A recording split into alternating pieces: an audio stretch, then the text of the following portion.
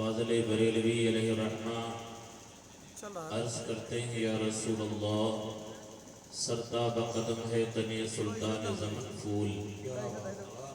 لب پھول دہن پھول زقن پھول بدن پھول، تنکا بھی ہمارے تو ہلائے نہیں ہلتا، تم چاہو تو ہو جائے ابھی کوہ محن پھول۔ کیا بات رضا اس چمنستان کرم کی، زہرا ہے کلی جس نے حسین اور حسن پھول۔ آئین مشیت کا شناسہ ایسا،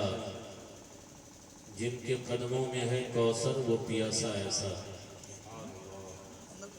آئین مشیت کا شناسہ ایسا، جن کے قدموں میں ہے کوثر وہ پیاسا ایسا، کیوں فخر سے جھومے نہ رسول عربی، فضل مولا سے ملتا ہے نواسا ایسا۔ کیوں فخر سے جھومے نہ رسول عربی، فضل مولا سے ملتا ہے نواسا ایسا۔ اور بار الہ نوحہ سناتا پھرتا، تا روز حشر عشق بہاتا پھرتا۔ بار الہ نوحہ سناتا پھرتا، تا روز حشر عشق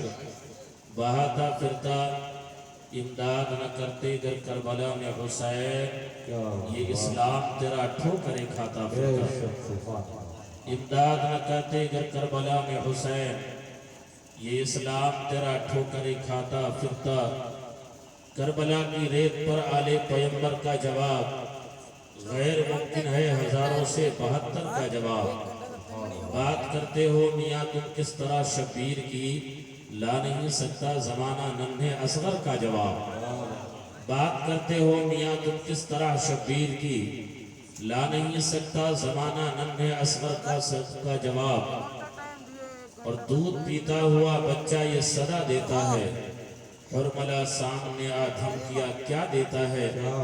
نام اصغر ہے میرا میں علی کا پوتا ہوں، در خیبر جو انگلیوں پہ ہلا دیتا ہے، در خیبر جو انگلیوں پہ نچا دیتا ہے۔ اور ایک عاشق رسول نے کچھ یوں کہا تھا کہ جل گیا خیمہ اطہر لیکن دین پر آنچ نہیں آنے دی۔ جل گیا خیمہ اطہر لیکن دین پر آنچ نہیں آنے دی، مرحبا جرأت ابن حیدر سردیا بات نہیں جانے دی۔ مرحبا جرأت ابن حیدر سردیا بات نہیں جانے دی۔ عزیز گرامی وقار، آئیے ہم سب مل کر سب سے پہلے اپنی اور ساری کائنات کے مرکز عقیدت، باعث تخلیق کائنات آقا، کل میدان محشر میں ہم گنہگاروں کی شفاعت فرمانے والی ذات، آمنہ کے لال مدنی تاجدار، شہنشاہ ذی وقار، دونوں عالم کے مالک و مختار، جناب محمد الرسول اللہ صلی اللہ علیہ وسلم کے بارگاہ پرنوار میں اپنے غلامی کا ثبوت دیں اور درود پاک پڑھیں۔ مولا صلی وسلم علی محمد طب القلوب و دوائیہا وعافیت الابدان و شفائیہا ونور الابصار و غیائیہا، صلو علیہ وآلہ دائما ابدا۔ حضرات، گاؤں میں اب تک بہت سارے جلسے ہو گئے، آپ نے سنا بھی، لیکن ہمارے خیال سے ابھی تک شہادت نہیں بیان کی گئی۔ ابھی تک شہادت کربلا ابھی تک نہیں بیان کیا گیا۔ میں یہ سوچتا ہوں جتنی دیر آپ مجھے درد سر کی طرح برداشت کر لیں گے، میں سوچتا ہوں کہ کچھ میدان کربلا کی جھلکیاں آپ کو دکھا دوں میں۔ میرے آقا صلی اللہ علیہ وسلم نبی آخر الزمان، مصطفیٰ جان رحمت صلی اللہ علیہ وسلم سید الانبیاء و امام الانبیاء ہیں۔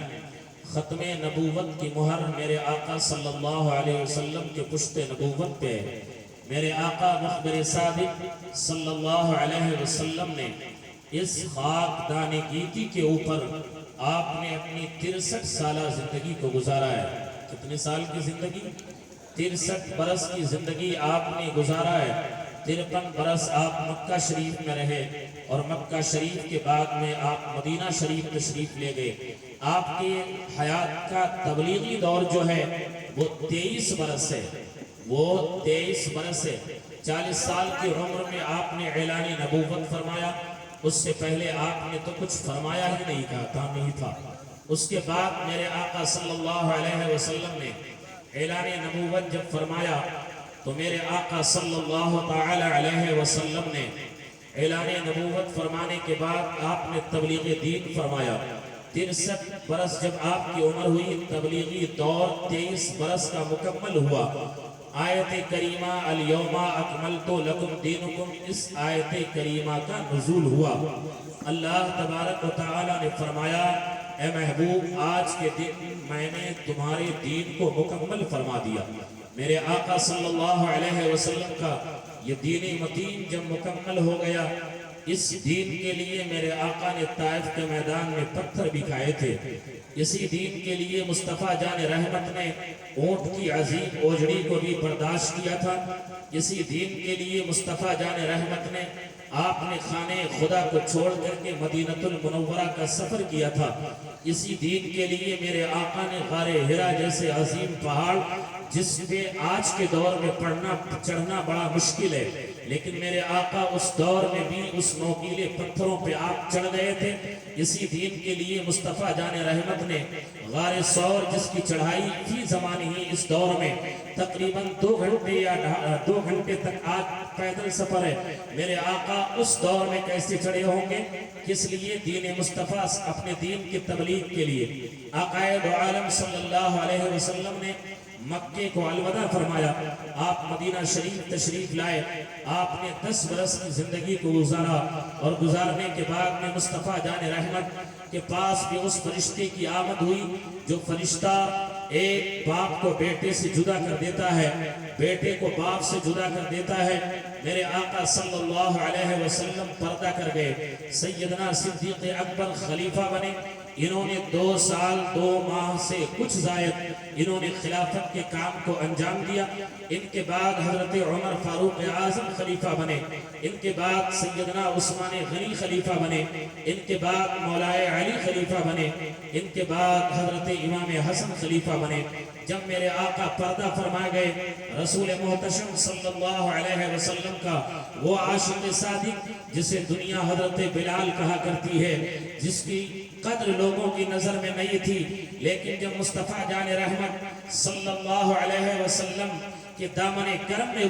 وہ آئے ہیں، تو جب آمنہ کے لال نے انہیں اپنے دامن سے لگا لیا ہے، جب تک وہ میرے آقا کے دامن میں نہیں آئے تھے تب تک کوئی ان کے لیے اپنے دروازے کو نہیں کھول رہا تھا، لیکن جب وہ آمنہ کے لال کے دامن میں آ گئے ہیں، مدینے کے تاجدار کے در اقدس پہ حاضر ہو گئے اور مصطفیٰ کے سنچے اور پگ کے غلام ہو گئے ہیں، تو سیدنا صدیق اکبر بھی انہیں سینے سے لگا رہے ہیں، سیدنا عمر فاروق اعظم بھی سینے سے لگا رہے ہیں، سیدنا عثمان غنی بھی سینے سے لگا رہے ہیں، حضرت مولا علی بھی سینے سے لگا رہے ہیں۔ لیکن یہی بلال پردہ فرمانے کے بعد میں آپ ملک شام چلے گئے ہیں۔ جب ملک شام چلے گئے تھے، میرے آقا صلی اللہ علیہ وسلم نے حضرت بلال کو خواب میں دکھایا۔ آج تو مدینہ دیکھنے کے لیے ہماری نظریں تڑپتی ہیں، ہم یہ کہتے ہیں دکھا دے یا الہی وہ مدینہ کیسی بستی ہے جہاں پر رات دن مولا تیری رحمت برستی ہے۔ لیکن جب بلال آپ ملک شام گئے ہیں، مدینہ المنورہ کی گلیوں کو چھوڑ دیا ہے، مدینہ المنورہ کی فضاؤں کو الوداع کہہ دیا ہے، مصطفیٰ جان رحمت کے روضے انور کو چھوڑ دیا ہے، مصطفیٰ جان رحمت کے در اقدس کو چھوڑ کر کے یہ ملک شام چلے گئے تھے۔ جب ملک شام پہنچے ہیں، کچھ زندگی کے ایام کو گزارا کہ میرے آقا خواب میں تشریف لاتے ہیں۔ آمنہ کے لال حضرت بلال کے خواب میں تشریف لائے، آقا فرماتے ہیں بلال تو نے میرے مدینے کو چھوڑ دیا ہے۔ اللہ اکبر، کتنے بڑے خوش نصیب تھے۔ آج جب ہم مدینے سے جدا ہو کر کے چلتے ہیں، ہماری آنکھیں اشکبار ہوتی ہیں، زار و قطار آنکھوں سے آنسوؤں کے قطرات نکلتے ہیں، لیکن وہ بلال کتنا بڑا خوش نصیب تھے کہ جب مصطفیٰ جان رحمت کا مدینہ انہوں نے چھوڑا ہے تو انہیں بلانے کے لیے آمنہ کے لال پہنچ گئے ہیں، مدینے کے تاجدار پہنچ گئے ہیں، انیس الغریبین آقا پہنچ گئے ہیں، مراد المشتاقین داتا خواب میں گئے ہیں۔ جب میرے آقا صلی اللہ علیہ وسلم حضرت بلال کے خواب میں تشریف لے گئے، آقا فرماتے ہیں بلال تو نے میرے مدینے کو چھوڑ دیا ہے، مدینے کی گلیوں کو چھوڑ دیا ہے، تو نے جو ہے وہ میرے روزے کو چھوڑ کر کے ملک شام کو اپنا مسکن بنا لیا ہے۔ بلال عرض کرتے ہیں یا رسول اللہ، جب میں مدینے کی گلیوں میں چلتا تھا تو میری نظریں آپ کو تلاشا کرتی تھی، جب میں مسجد نبوی میں پہنچتا تھا تو میری نظریں آپ کو تلاشتی تھی، جب میں مصطفیٰ یا رسول اللہ جب میں مدینہ کی فضاؤں میں گھومتا تھا تو میری نظریں آپ کو تلاشا کرتی تھی، لیکن یا رسول اللہ آپ میری نظروں میں جب نہیں آتے تھے تو مجھے مدینے کے اندر بھی گھٹن محسوس ہونے لگی اور میں نے مدینہ شریف کو چھوڑ دیا ہے۔ مصطفیٰ فرماتے ہیں بلال نہیں، ملک شام کو چھوڑو، مدینے آؤ۔ اب جب میرے آقا نے عالم خواب میں بلال کو مدینے کے لیے بلایا ہے، صبح ہوتی ہے، بلال نے رخت سفر باندھا ہے، رخت سفر باندھنے کے بعد میں انہوں نے تیاری کر لیا ہے، اپنی سواری کا انتظام کیا ہے، مدینہ کی جانب رخ کر لیا ہے۔ جب مدینہ المنورہ کے میں آ کر کے پہنچتے ہیں اور جب مصطفیٰ کے صحابہ نے دیکھا کہ وہ بلال جو مصطفیٰ کے پردہ فرمانے کے بعد میں جنہوں نے مدینے کو چھوڑ دیا تھا،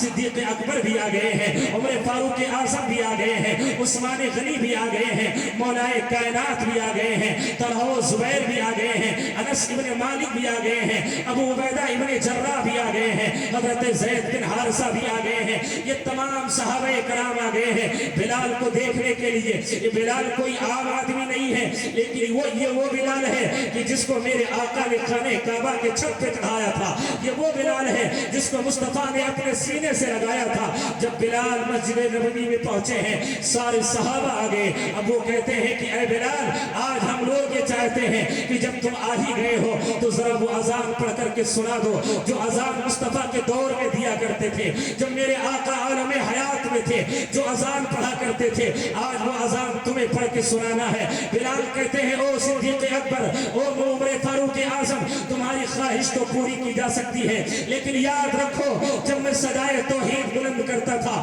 رب کی وحدانیت کے بعد میں، جب رب کی کبریائی کے بعد میں اور رب کی وحدانیت کے بعد میں جب میں مصطفیٰ جان رحمت کا نام لیتا تھا، ذات رسالت کا میں اعلان کرتا تھا، تو آمنہ کا لال کا چہرہ میری نظروں کے سامنے ہوتا، مصطفیٰ جان رحمت میری نظروں کے سامنے ہوتے، نبی کا میں نام لیتا جاتا تھا اور مصطفیٰ جان رحمت کا چہرہ میری نظروں کے سامنے ہوتا۔ تمام صحابہ نے آ کر کے جو ہے حضرت بلال سے اذان کے لیے کہا ہے، لیکن وہ اذان دینے کے لیے تیار نہیں ہوئے ہیں، لیکن وہ حسین اعظم جن کے بارے میں مصطفیٰ نے فرمایا ہے حسین منی و انا من الحسین، حسین مجھ سے ہیں اور میں حسین سے ہوں، وہ اہل بیت اطہار جن کے بارے میں مصطفیٰ فرماتے ہیں وَمَن مَاتَ عَلَى حُبِّ آلِ محمد مَاتَ مُؤْمِنًا، جو اہل بیت کی محبت میں مرے گا وہ مومن مرے گا، جو اہل بیت کی محبت میں مرے گا وہ شہید مرے گا، جو اہل بیت کی محبت میں مرے گا موت کا فرشتہ جو ہے اسے جنت کی بشارت دے دے گا، جو اہل بیت کی محبت میں مرے گا اللہ اس کی قبر کو فرشتوں کی زیارت گاہ بنا دے گا۔ حضرت بلال آئے ہیں، سارے صحابہ نے کہہ دیا ہے، لیکن وہ اذان کے لیے تیار نہیں ہوئے ہیں۔ صاحب سوائق محرقہ نقل فرماتے ہیں کہ جب حضرت بلال نہیں تیار ہوئے، اتنے میں صحابہ نے میٹنگ کیا ہے، میٹنگ کرنے کے بعد میں کہتے ہیں کہ چلو کیوں نہ امام حسنین کریمین کو بلا لیتے ہیں، نبی کے شہزادوں کو بلا لیتے ہیں، نبی کے لاڈلوں کو بلا لیتے ہیں، فاطمہ کے دل کے ٹکڑوں کو بلا لیتے ہیں، جب وہ آ جائیں گے اگر وہ کہہ دیں گے تو بلال اذان پڑھ دیں گے۔ امام حسنین کریمین آتے ہیں، بلال کے سامنے کھڑے ہو جاتے ہیں اور حضرت بلال سے کہتے ہیں اے بلال، صدیق اکبر نے کہا آپ نے اذان نہیں پڑھی ہے، عمر فاروق اعظم نے کہا آپ نے اذان نہیں پڑھی ہے، عثمان غنی نے کہا آپ نے اذان نہیں پڑھی ہے، مولا علی نے کہا آپ نے اذان نہیں پڑھی ہے، طلحہ و زبیر نے کہا ہے آپ نے اذان نہیں پڑھی ہے، زید بن حارثہ نے کہا ہے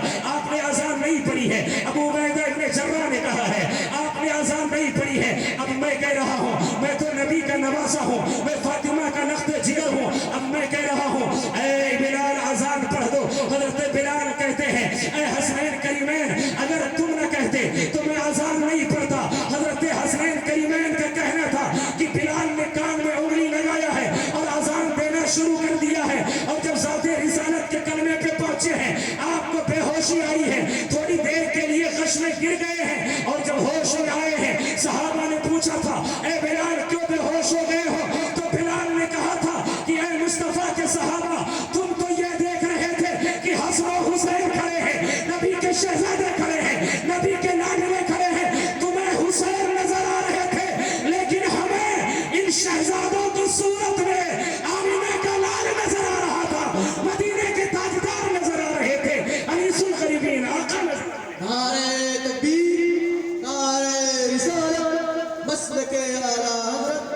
ذکر شہدائے کربلا،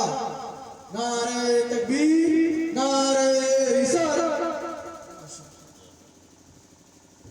غیور مسلمانوں، امام حسنین کریمین اب نبی پاک صلی اللہ علیہ وسلم کہ دونوں یہ آپ کے نواسے جو ہیں وہ آپ کے مشابہ تھے۔ ایک کمر سے لے کر کے پیر تک اور ایک سر سے لے کر کے کمر تک، یہ دونوں نواسے میرے آقا کے عین مشابہ تھے۔ دونوں نواسوں کو کھڑے کر دیجئے، صورت مصطفیٰ سامنے، مصطفیٰ جان رحمت کی صورت مبارکہ سامنے۔ اللہ اکبر۔ میرے آقا کے پردہ فرمانے کے بعد خلافت چلتی رہی، یہاں تک کہ امیر معاویہ کے انتقال کے بعد میں یزید تخت نشین ہوا۔ میرے آقا صلی اللہ علیہ وسلم کے نواسے امام حسین سے بیعت طلب کی گئی، آپ نے انکار فرمایا، مدینہ چھوڑا، مکہ شریف گئے۔ مکہ شریف پہنچنے کے بعد پھر یزیدیوں کے خطوط آئے، کوفیوں کے خطوط آئے، آپ کوفہ تشریف لے گئے۔ کوفہ سے آپ جو ہے میدان کربلا تشریف لے گئے۔ آقا امام حسین میدان کربلا کس تاریخ میں پہنچے تھے؟ میرے آقا امام حسین میدان کربلا کس تاریخ میں پہنچے تھے؟ 2 محرم الحرام کو، 4 شعبان 60 ہجری میں آپ نے مدینے کو چھوڑا تھا۔ 4 شعبان 60 ہجری میں آپ نے مدینے کو چھوڑا تھا، مکہ تشریف لے گئے، مکے سے پھر کوفہ تشریف لے گئے، کوفہ سے میدان کربلا آپ 2 محرم کو پہنچے تھے۔ کتنے محرم کو؟ 2 محرم الحرام کو آپ جو ہے وہ میدان کربلا پہنچے، لیکن 2 محرم سے آپ کو پانی بند نہیں کیا گیا تھا۔ یہ خود ابن یزید آقا امام حسین کو گھیر کر کے جب میدان کربلا پہنچا تھا، میدان کربلا آقا امام حسین پہنچتے ہیں، یہ میدان کربلا وہ زمین ہے، حضرت علی جنگ صفین سے واپسی کے موقع پہ جب آپ میدان کربلا پہنچے، لوگوں سے پوچھا، اے لوگوں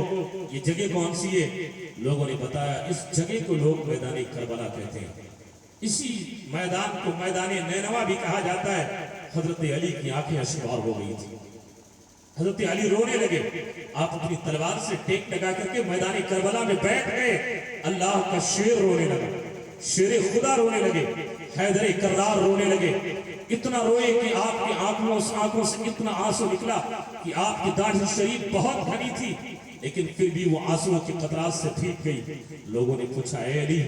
اتنی عظیم جنگ لڑ کر کے آپ واپس ہو رہے ہیں، میں نے روتے نہیں دیکھا، آپ یہ بتائیں اس جگہ پہ بیٹھ کر کے آپ رو کیوں رہے ہیں؟ علی کا شیر، خدا کا شیر بیٹھ گیا۔ اللہ اکبر۔ حضرت علی فرماتے ہیں، لوگوں یہ تمہیں تو ایک ریگستان نظر آ رہا ہے، لیکن مجھے میرے بیٹے حسین کے خیمے بھی نظر آ رہے ہیں۔ اللہ اکبر۔ یہاں پہ میرے بیٹے حسین کا خیمہ لگایا جائے گا، یہاں پہ عباس کا علم گاڑا جائے گا، یہاں پہ حضرت زینب کے سروں سے دوپٹہ کھینچا جائے گا، یہاں پہ یہ امام حسین شہید ہوں گے، یہاں پہ عباس کے بازو کاٹے جائیں گے، یہاں پہ قاسم کی جوانی لٹے گی، یہاں پہ حر کی غلامی کٹے گی، یہاں پہ حبیب ابن مظاہر لٹیں گے، یہاں پہ محمد ابن علی میرا بیٹا خود شہید ہوگا۔ ہاں، صرف میدان کربلا میں حضرت علی کے ایک بیٹے امام حسین نہیں گئے تھے، بلکہ اور بھی بیٹے گئے تھے۔ میں نام بتاتا ہوں، محمد ابن علی یہ بھی شہید ہوئے، ابو بکر ابن علی، محمد ابن علی یہ بھی شہید ہوئے، اور عبداللہ ابن علی یہ بھی شہید ہوئے، جعفر ابن علی یہ بھی شہید ہوئے، اور دیگر آپ کی اولاد جو تھی وہ میدان کربلا میں شہید ہوئی، اولاد عقیل بھی میدان کربلا میں شہید ہوئی۔ میرے آقا حضرت علی فرماتے ہیں، اے لوگوں تمہیں میدان نظر آتا ہے، لیکن مجھے تو اپنے بیٹے کے خیمے نظر آتے ہیں۔ یہ میدان کربلا ہے جہاں پہ میرا بیٹا آ کر کے اپنی شہادت دے گا اور مصطفیٰ کے دین کو بچائے گا۔ اللہ اکبر۔ اسی میدان کربلا میں جب آقا امام حسین پہنچے، 2 محرم کی تاریخ ہے، اور آپ کو گھیر کر کے میدان کربلا میں پہنچایا۔ آقا امام حسین، ظہر کا ٹائم تھا، اذان سیدنا حضرت امام علی اکبر نے دی۔ آقا امام حسین فرماتے ہیں، حور نماز کس کے پیچھے پڑھو گے؟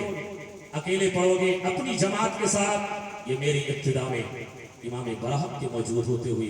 حور نے کہا، حسین امام برحق موجود ہو پھر میں الگ جماعت کروں؟ یہ مناسب نہیں ہے، آپ نماز ادا کروائیں، حسین اعظم ہم سارے لوگ آپ کی ابتدا میں نماز ادا کریں گے، یہاں تک کہ جب احد کا قافلہ پہنچا تھا تو آقا امام حسین نے میدان کربلا میں انہیں پانی بھی پلایا تھا کب؟ یہ 2 محرم کی بات ہے، پانی تو 7 محرم کو بند ہوا تھا، 2 محرم کو آقا امام حسین نے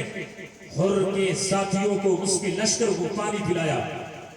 آقا امام حسین 7 محرم تک میدان کربلا میں قیام فرمایا۔ 7 محرم کے بعد آپ پہ پانی بند کیا گیا، آپ کے بچوں پہ پانی بند کر دیا گیا، نہر فرات پہ پہرا لگا دیا گیا۔ آقا امام حسین اپنے بچوں کے ساتھ جب خیمہ زن ہوئے تو آقا امام حسین نے اپنے خیمے کے چاروں طرف ایک خندق کھدوا دی تھی۔ کیا؟ خندق کھدوا دی تھی، اور خندق کھدانے کے بعد آپ نے اس میں آگ جلوا دیا تھا۔ پہلے کیا ہوتا تھا جنگوں میں، جب خیمے لگائے جاتے تھے تو خندق کھدا کر کے اور اس میں آگ لگا دی جاتی تھی تاکہ کوئی ظالم پیچھے سے حملہ نہ کر سکے۔ اس وجہ سے خندق کھدا دی گئی، چاروں طرف سے اس میں آگ لگا دی گئی، اور پھر آقا امام حسین نے جب اس میں آگ لگوا دیا، ایک یزیدی گیا اور اس نے ایک جملہ ادا کیا تھا، حسین جہنم کی آگ سے پہلے اپنے لیے آگ جلوا لیو۔ اللہ اکبر، اتنا سننا تھا۔ آقا امام حسین جلال میں آ جاتے ہیں، ارشاد فرماتے ہیں تو کہنا کیا چاہتا ہے؟ معاذ اللہ، کیا تو مجھے جہنمی سمجھ رہا ہے جو تو یہ جملہ ادا کر رہا ہے کہ اپنے جہنم کی آگ سے پہلے دنیا میں آگ لگا لی ہے؟ آقا امام حسین کو یہ جملہ بڑا خطرناک لگا، آپ کے دل پہ جو بڑی تکلیف گزرتی ہے۔ آقا امام حسین فرماتے ہیں اے آگ اسے پکڑ لے، سبحان اللہ، اے آگ اسے پکڑ لے۔ آج مورخین تحریر فرماتے ہیں اتنا آقا امام حسین کا کہنا تھا کہ وہ ظالم جس گھوڑے پہ سوار ہو کر کے اور آقا حسین کے خیموں کے قریب گیا تھا اور یہ جملہ ادا کیا تھا کہ جہنم کی آگ سے پہلے آپ نے دنیا میں آگ جلوا لیا ہے، آقا امام حسین نے آگ کو آرڈر دیا تھا، آرڈر آپ نے حکم دیا تھا، اے آگ اس ظالم کو پکڑ لے۔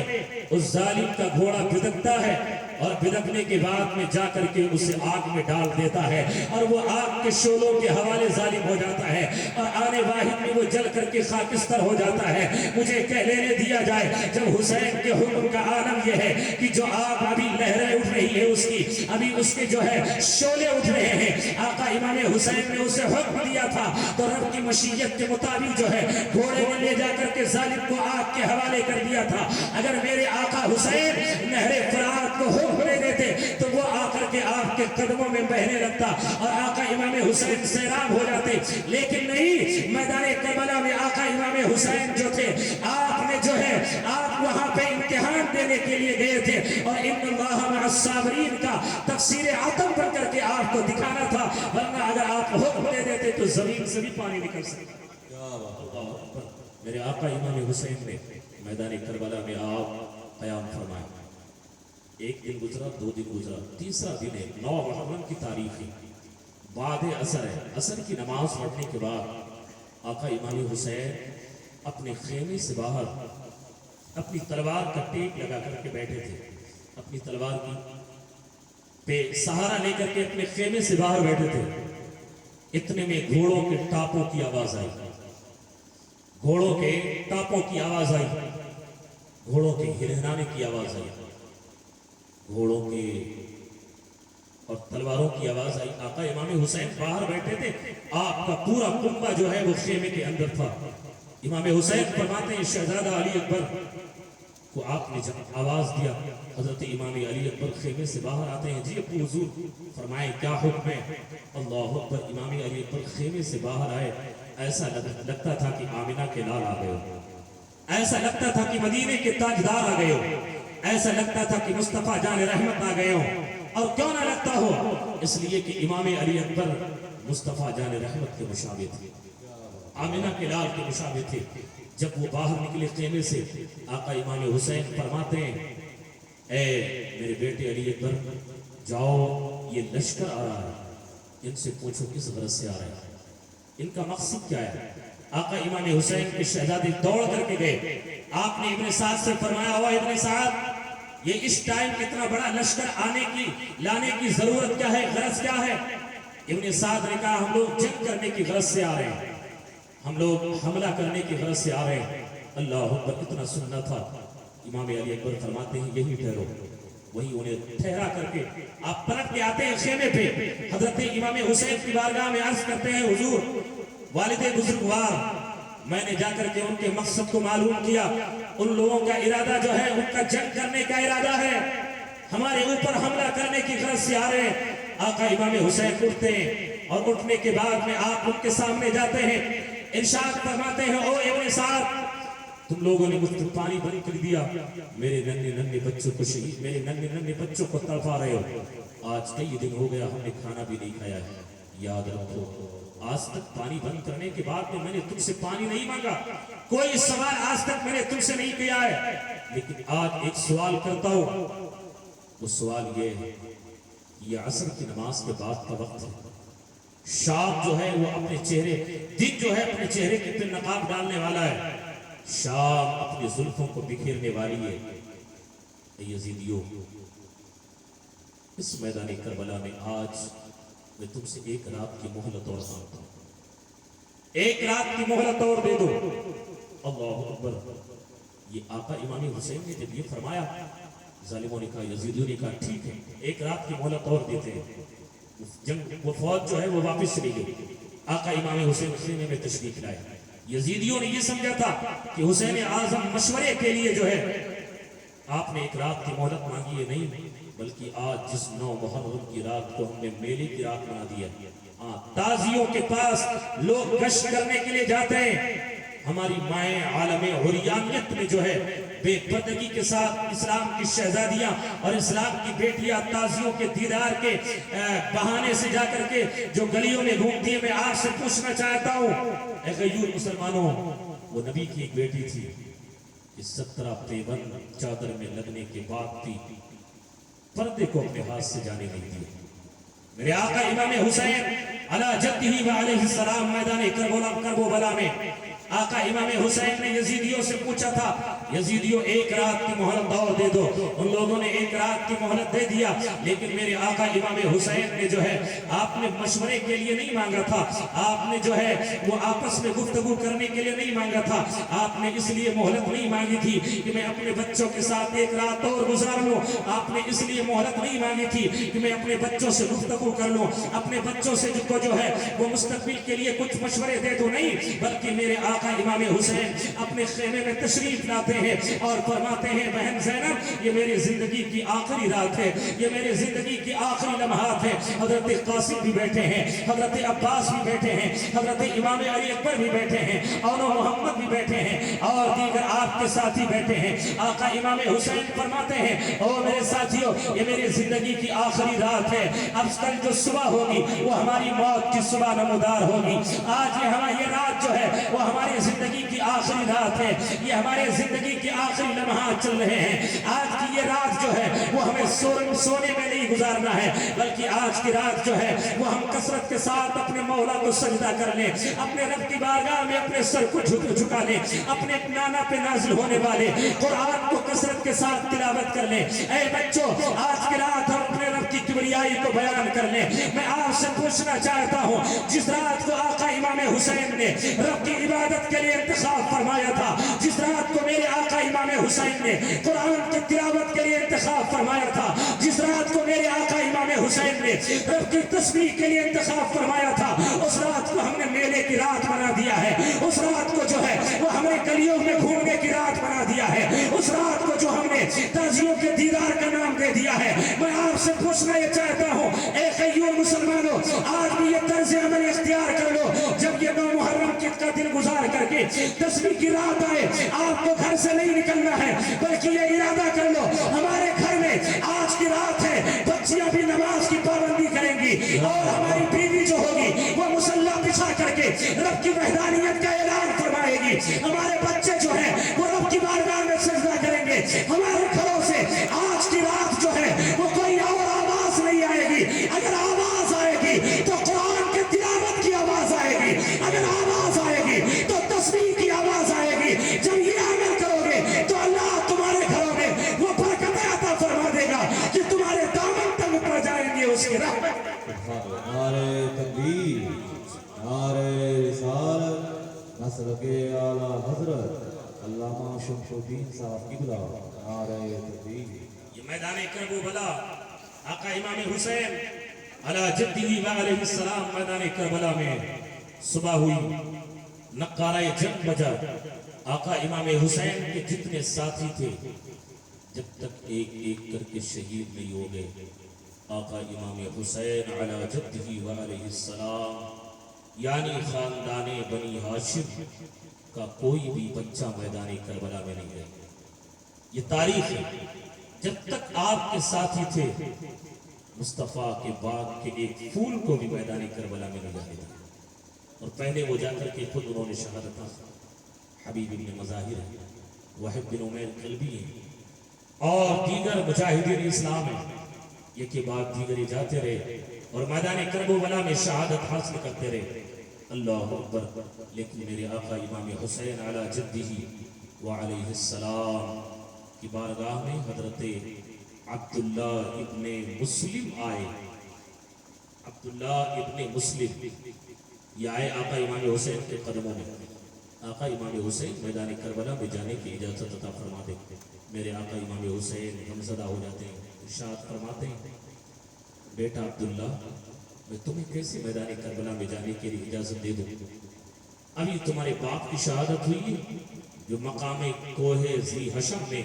ہمیں جن کی شہادت کی خبر ملی ہے، یعنی امام مسلم کی شہادت ہوئی ہے اور محمد و ابراہیم کی شہادت ہوئی ہے۔ اے بیٹا عبداللہ تمہیں میں میدان کربلا میں جانے کے لیے کیسے اجازت دے دوں؟ لیکن جب بار بار اصرار کرتے رہے، آقا امام حسین کی بارگاہ میں بار بار وہ مصر ہوتے رہے، تو میرے آقا امام حسین جو ہے نم آنکھوں کے ساتھ میں آپ نے انہیں تیاری کرنے کے لیے اجازت عطا فرما دی ہے۔ حضرت عبداللہ جو امام مسلم کے بیٹے ہیں، یہ میدان کربلا کے لیے تیار ہو جاتے ہیں۔ جب میدان کربلا کی جانب رخت سفر باندھتے ہیں، گھوڑے کو ایڑ لگایا ہے اور ایڑ لگانے کے بعد میں میدان کربلا میں پہنچے ہیں۔ آقا امام حسین نے جب میدان کربلا میں بھیجا، انہوں نے جا کر کے یزیدیوں سے فرمایا، او یزیدیوں سن لو، مجھے لوگ عبداللہ کہتے ہیں، میں مسلم کا بیٹا ہوں جس کو کوفہ والوں نے ظالموں نے شہید کر دیا ہے، عبیداللہ ابن زیاد نے شہید کروا دیا ہے۔ اور یاد رکھو یہ میدان کربلا میں مسلم کا بیٹا آیا ہے، جس کو میرے مقابلے میں بھیجنا ہو بھیجو۔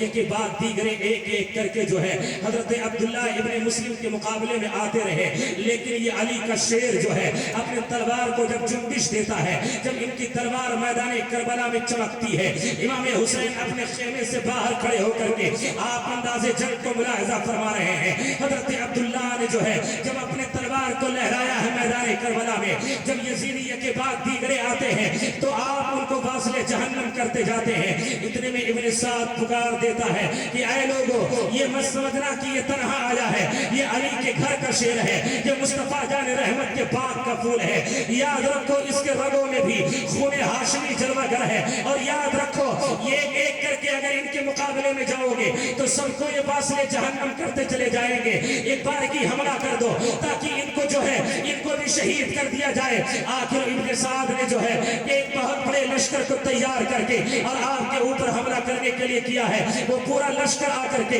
حضرت عبداللہ کے اوپر حملہ آور ہو جاتا ہے۔ جب وہ حملہ آور ہو جاتا ہے، حضرت عبداللہ کی تلوار چل رہی ہے، کسی کا ہاتھ کٹ رہا ہے تو کسی کا پیر کٹ رہا ہے تو کسی کا گلا کٹ رہا ہے تو کسی کا سینہ چھل رہا تھا تو کسی کی پیٹھ کٹ رہی تھی۔ حضرت عبداللہ کی تلوار چل رہی ہے، ایسا لگ رہا ہے کہ حضرت علی کی تلوار چل رہی ہے، ایسا لگ رہا ہے کہ جو آواز حضرت علی کی تلوار سے کبھی بدر کے میدان میں آئی تھی، کبھی احد کے میدان میں آئی تھی، وہی آواز جو ہے وہ آج میدان کربلا میں امام مسلم کے شہزادے کی آواز سے کی تلوار سے آ رہی ہے۔ شاہ میدہ شیر یزدہ قوت پروردگار، لا فتح الا علی، لا سیف الا ذوالفقار۔ آخر سارے یزیدیوں نے پڑھ کر کے امام مسلم کے بیٹے کے اوپر حملہ کیا ہے، اور حملہ کرنے کے بعد میں آخر امام مسلم کے بیٹے شہید ہو گئے۔ ظالموں نے پکارا تھا او حسین بن علی، آ کر کے اپنے بیٹے کو لے، اپنے بھائی کے بیٹے کو لے کر کے جاؤ۔ امام حسین میدان کربلا میں تشریف لاتے ہیں،